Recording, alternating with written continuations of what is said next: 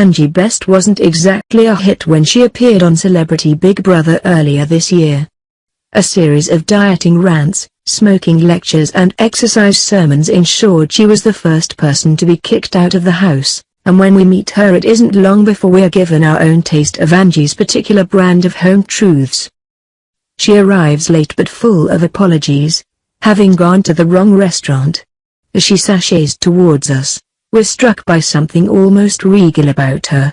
Move over Victoria Beckham. Here is the original First Lady of Football, complete with a pink cashmere jumper and pearl earrings, her wrists and neck dripping with jewels.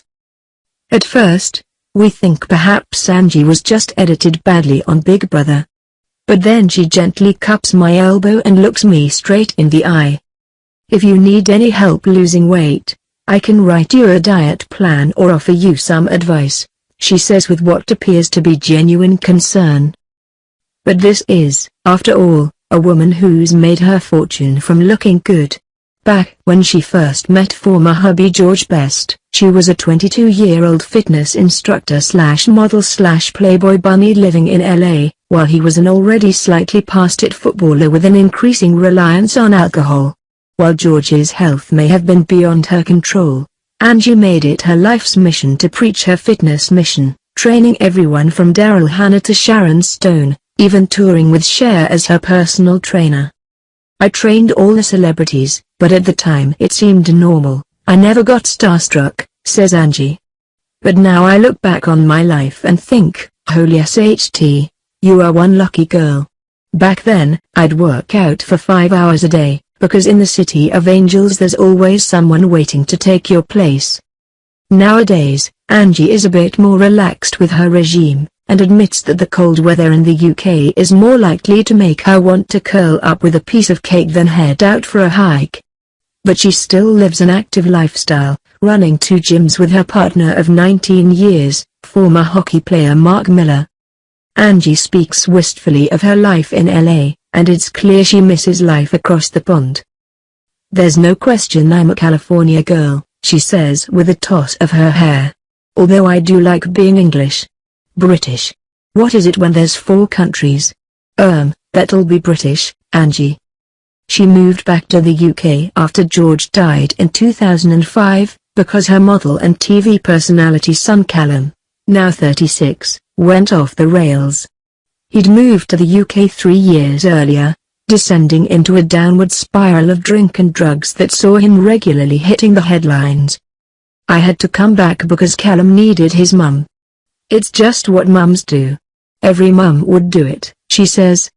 If anybody did something to harm my son, I'd slit their throats and you'd never find the body. It's a bond that runs deep, forged over the years when it was just the 2 of them.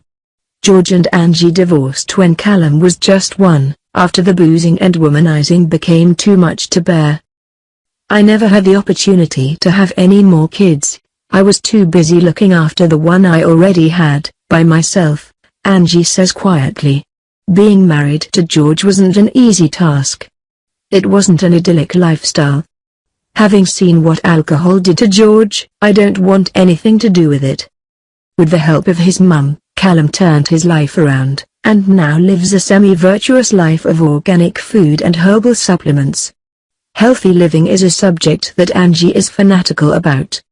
This sounds boring and old-fashioned, but if you eat SHT, you will look like SHT, she says. But the secret to looking good is all in the genes, babe. The genes and a good plastic surgeon. She's made no secret of the fact she had a facelift at 44, but insists she's had nothing since. And, looking at her today, we believe her. She looks blooming good. She's not frozen in time, or strangely stretched or puffy-cheeked like many celebs. She's a beautiful, slightly lined, glowing version of her younger self. I've got no Botox, no fillers, she says, wrinkling up her face to prove it. I was SHT scared going under the knife, but it was worth it.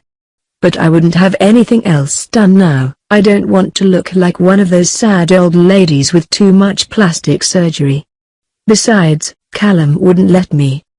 Nowadays, Angie's all about keeping it real.